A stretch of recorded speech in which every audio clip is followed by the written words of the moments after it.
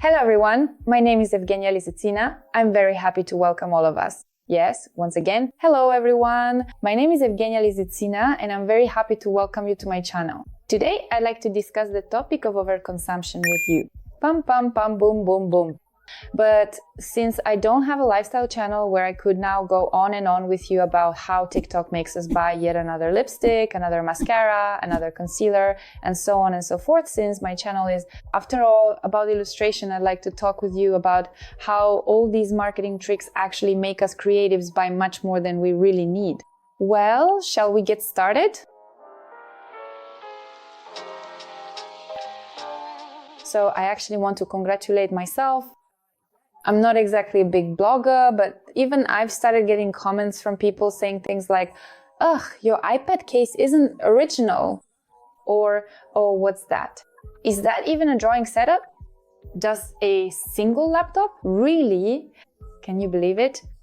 Mine is way cooler though. I've got this huge, super expensive tablet and so on and so on. So guys, let's talk about whether we all really need to have original iPad cases or whether we all need to have these kinds of graphic tablets. Is that even an indicator of anything at all? Is it a sign of status, a sign of professionalism, or is it just some imposed nonsense meant to make you spend money, even if you don't actually need this thing? I wouldn't say I'm a minimalist. I wouldn't say I live with just one t-shirt or anything like that, although judging by my photos, it sometimes looks like I wear the same shirt all the time. But honestly guys, it's just impossible to find a really good shirt. It's actually a real problem for me. So yes, I do have one shirt that I really love. And no matter what other shirts I buy, none of them are quite like it. So I'm not a minimalist, but when I see how marketing is structured these days and how people are literally being forced to buy millions of products, honestly, it just makes my hair stand on end. Again, when you open TikTok, all this advertising just starts pouring down on you, telling you that without these things, you're basically a loser and you need to go out and buy them right now. I try to keep track of these things, but even I sometimes catch myself going out to buy yet another t-shirt or something like that. So I'd like us to discuss this whole situation together and maybe through this kind of therapeutic activity, help ourselves slow down from buying things we really don't need. That's why I decided to talk today about what I save money on. Although it's not really about saving money in my case, it's just about sensible consumption. You might disagree with me and say that I'm absolutely wrong. And I'll start by saying that, yes, it's true. I don't buy new devices. Yes, unless it's really necessary. Ta-da-da-doom. That's right. My iPad, I think, is about 5 years old. It's an iPad Pro. What else is there? It has 128 gigabytes of storage. By the way, I did a review of it this summer. It works perfectly. I'm completely satisfied with it. I use it to draw both raster and vector graphics, and that's all I need from it. Well, and maybe to watch YouTube too.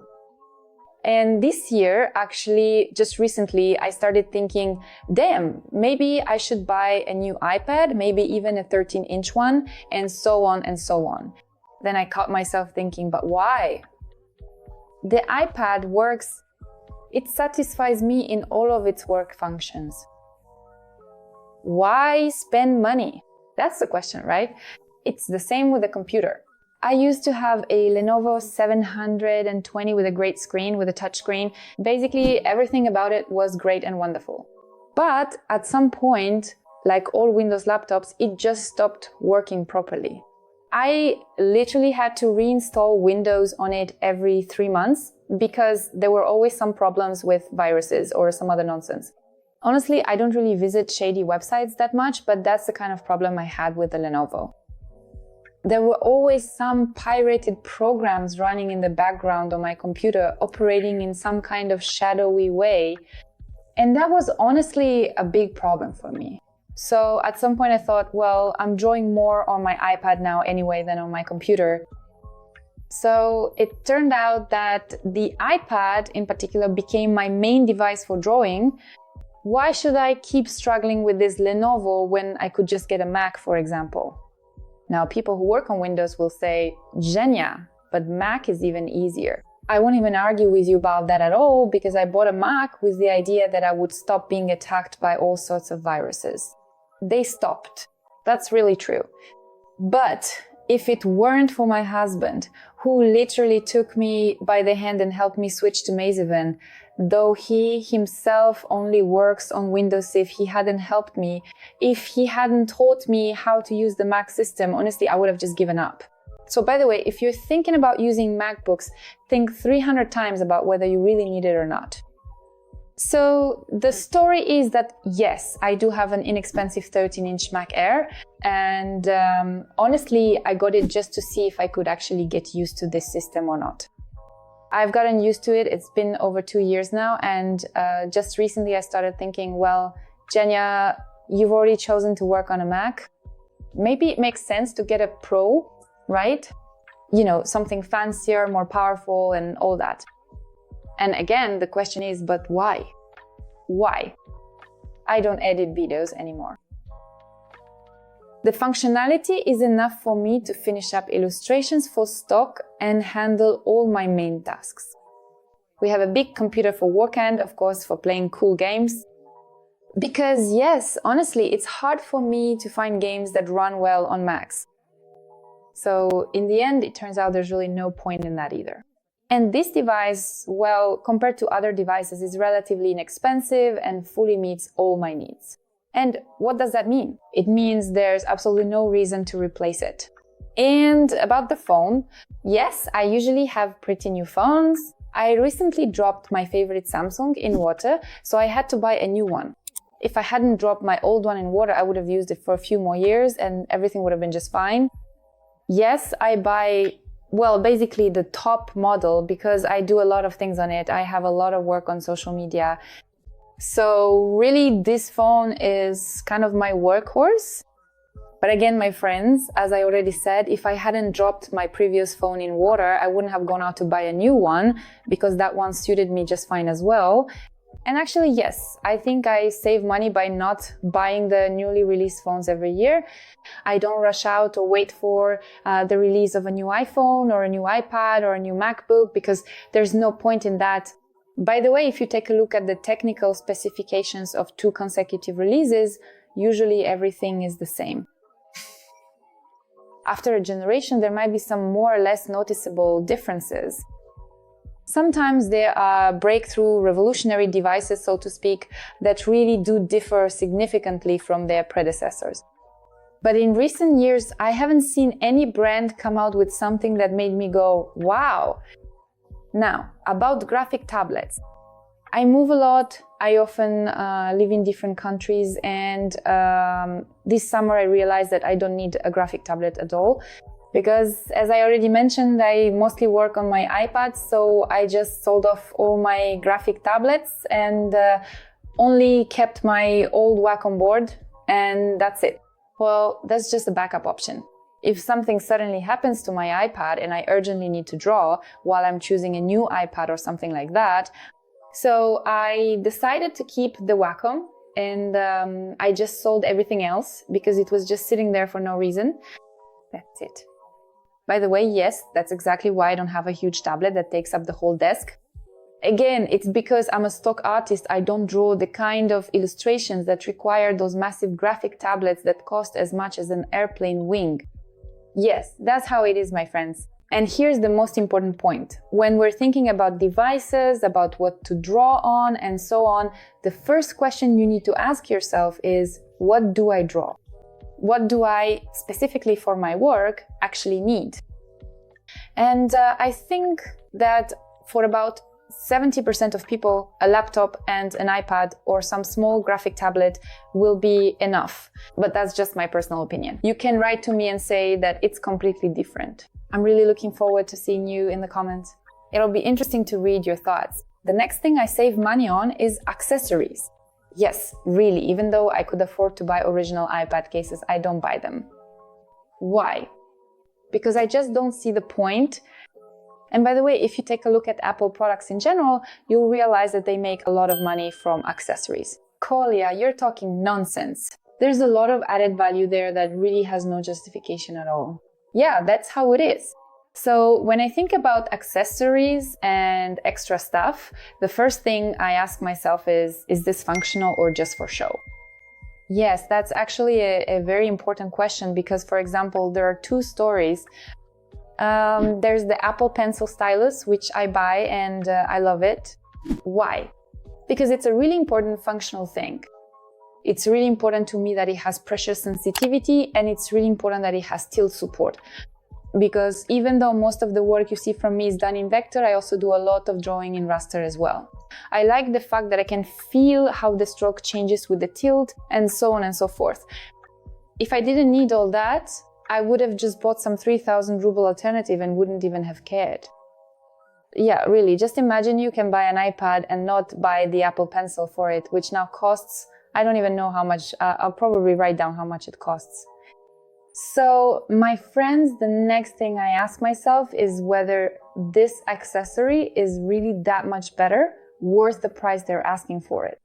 Because let's be honest, iPad case, well, the original iPad cases are kind of a joke. They're terrible in every way. They don't protect from anything. It's just a cover on top, that's it.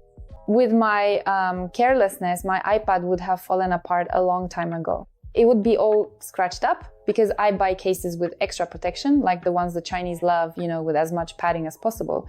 That's how I like it too, because my devices are always falling and they fall in the worst possible way. And even these super protective cases don't always save them.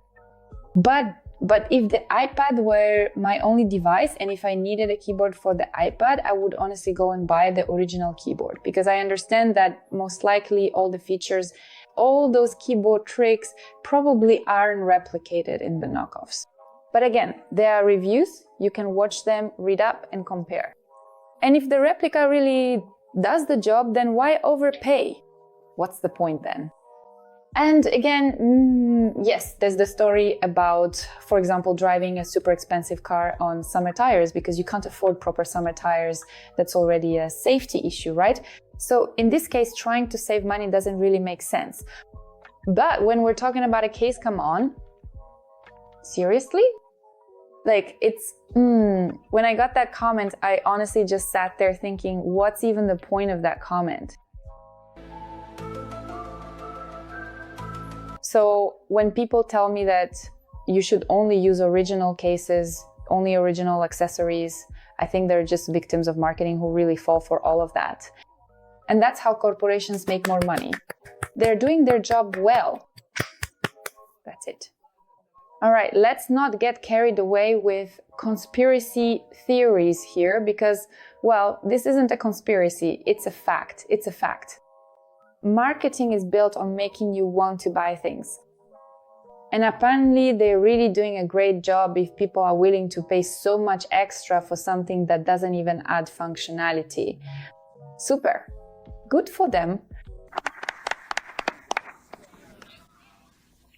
Another thing that seriously saves me money is double checking my subscriptions. Yes, I very often buy some apps or subscribe to things just to see what the app is like, whether it actually makes sense, and so on. And very often I forget to cancel these subscriptions, and then a bunch of money gets withdrawn from my account, and it's just a disaster. So now I've made it a rule for myself to check every 2 or 3 months, see what subscriptions I have, where the money is going, and basically cancel them in advance. Another thing is that there might be subscriptions to some educational platforms that I no longer need. It also often happens that these subscriptions are set up for annual payments, so to speak, and that always catches me off guard. That's why now I also try to cancel right away. If I don't like something or if I don't need a subscription, just do it immediately, and then I don't have to worry about it later. There might also be some auxiliary apps like 3D posing tools and so on and so forth. Basically, I try to keep an eye on all these things so that I don't get charged for anything extra and in general, so I don't waste my money. And even though I'm a digital illustrator, I'm still an illustrator. So of course, I like to draw with traditional materials from time to time. And I know this is just an illness. All illustrators have buying a million sketchbooks. And it was so hard for me to give up on that. I'm not saying you need to give it up if it truly brings you joy, if it motivates you to draw, to work, and so on. There's no need to give it up. Right now, I'm just talking about my own little quirks. I realized that there's really no point in me buying a bunch of different sketchbooks with various covers, different paper textures, and so on and so forth. Because first of all, I don't draw on paper that much. Secondly, I end up having to carry them all around with me. Again, they often don't fit in my suitcases, and I end up having to just throw them away almost empty. It honestly breaks my heart into a million pieces. So now I just have one sketchbook left where I jot things down and occasionally draw something. Oh, and I've also started using just regular printer paper more often. So if I end up making something cool, I just glue it into my nice stationery sketchbook. Oh, and another little thing I've noticed when I use regular printer paper, nothing fancy. It's so much easier for me to draw on it, so much easier to work with. There's less fear of making mistakes, less stiffness. Here I can underline things, tear something up, do whatever I want, and I have absolutely zero worries about it. But when it's a beautiful, brand new, clean sketchbook, you're almost afraid to even approach it, worried you might mess something up in there. So my friends, maybe this approach will work for you too. Just take regular paper, draw on it, and then pick your best drawings and arrange them like a journal in a nice sketchbook. And one more thing I really save money on is traditional art supplies. And it's not because I don't want to buy myself more pencils, watercolors, or alcohol markers. Of course, I love all of that, I really do, but again, this isn't my main field of activities, just an experiment, a hobby. So back when I wanted to draw something by hand, I always had this dilemma. Should I immediately buy professional supplies? Well, I am kind of a professional illustrator, and everyone around says you should. If you are a professional illustrator, you should use professional materials and so on. But then I just stopped caring about that. To be honest, I didn't really see much difference between kids' pencils and so-called professional pencils like the ones from Koh-i-Noor. Honestly, yes, they do have different product lines, just so you know. But anyway, you get what I mean. I think the point is clear. So if it's just for fun, if it's just to try it out, if it's not some kind of life's purpose, I really don't see any need at all to pay crazy money just for a pretty brand name on it. Yeah, no need to throw slippers at me. Yes, I know, now people who love traditional materials will come running and say, how dare you? Watercolors for $1 million. They're $1 million for a reason. I really hope that's true. Guys, seriously, if the quality is really worth that money, then I have zero questions. Absolutely zero questions, yeah. But personally, I realized that there's no point for me to pour a ton of money into a Copic set. I think you remember those super Instagrammable markers that at the time cost a ridiculous amount of money. And to this day, I still don't understand why they cost so much. At this stage, I'm sorry. When there are so many alternatives, yes, you might say to me, Jenya, this stuff from Express has weird colors, they blend weirdly. I'm not saying you should buy the cheapest option, but you can find good things. The price to quality ratio, like touch markers, for example, right? They're actually great. They blend beautifully. The shades are wonderful. Everything about them is just excellent. And they cost them 2 or 3 times less than Copics. So basically, my point is this. Just because we see something beautiful on Instagram doesn't mean everyone needs it. That's it. Because when these markers first appeared, it really felt like if you didn't have Copics, you shouldn't even bother talking about drawing, right? Now, there are tons of alternatives out there. Yes, you might need to spend some time to find something interesting.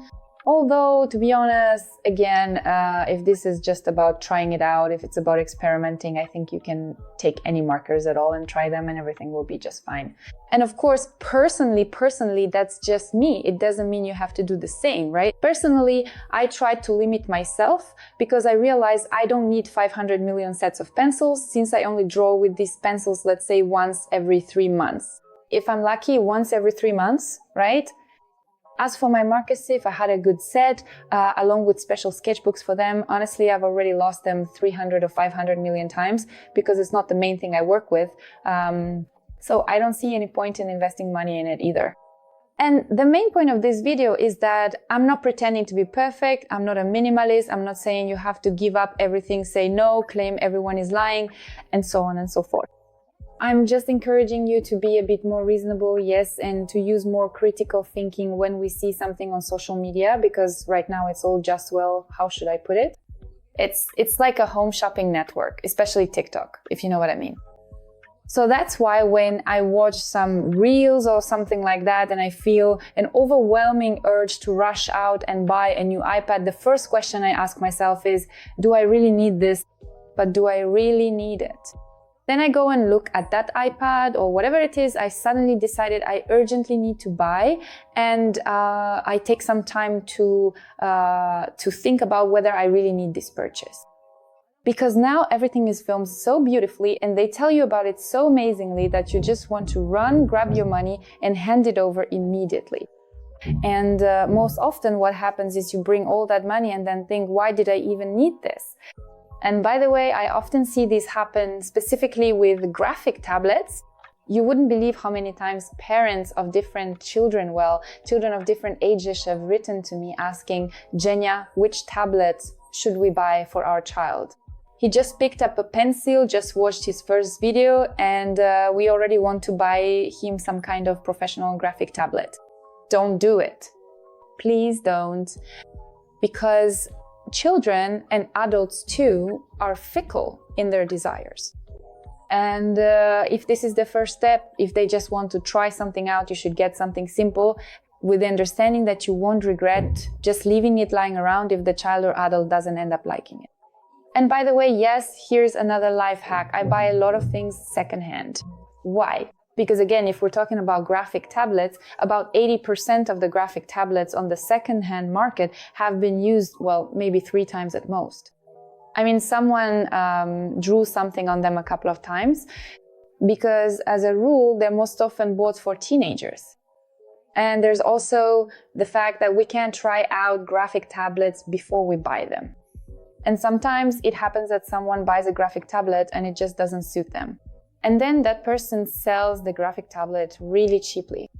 I'm actually one of those people who sold a bunch of graphic tablets, including a Cintiq, simply because I just didn't need them.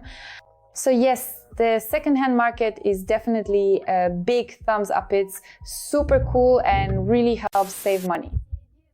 Hello neighbors, it's been a while since we've heard from each other. And the main thing I've learned from all these years of drawing is that unfortunately no device does the drawing for us, no matter how much we wish it did, and no iPad case is going to make our work better. So that's why, of course, first and foremost, you need to think about your own comfort. Above all, you need to consider what you personally need, how exactly you draw, and what matters to you in your work to make it faster or higher quality, and so on. And unfortunately, no matter how much people might want to throw shoes at me for saying this, even the top brands sometimes make junk. Honestly, as many watercolor reviews as I've watched, one product line is good, while another from the same brand is just nonsense for crazy money. So thank you, YouTube, and thank you to the people who spend their money and make reviews so that we, the consumers, can look at all of this and decide, do we really need it? Is it really worth the money they're asking for it? Because in the past, the cost of a product was really made up of, let's say, more understandable things, but now the added value for a certain word, a certain brand, or some kind of media presence has just grown exponentially.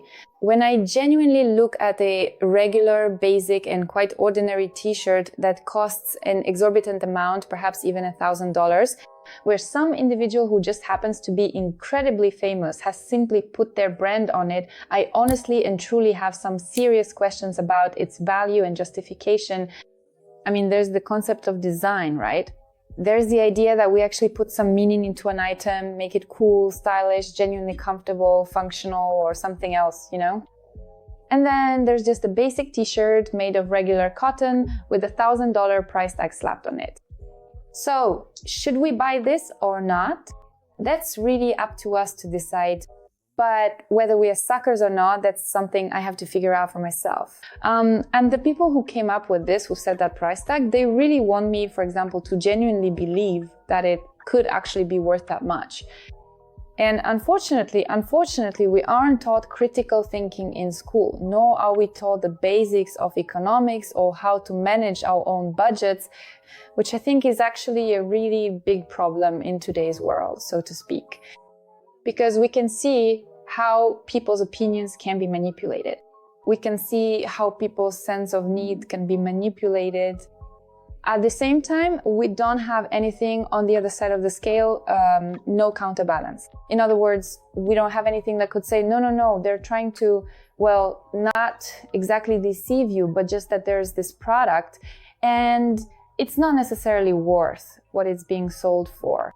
I hope you understand what I mean. I hope this video gives you something to think about, and I also hope that you'll start noticing those moments of impulsive emotional purchases that in reality don't bring much joy. But if impulsive purchases bring you great joy, if you see them as, I don't know, a kind of collecting, if it's truly something important in your life, that doesn't mean you have to listen to some blogger sitting here talking about it. So maybe you should just keep doing what you're doing. Anyway, thank you so much for watching. Wishing you a great mood, creative inspiration, and goodbye for now.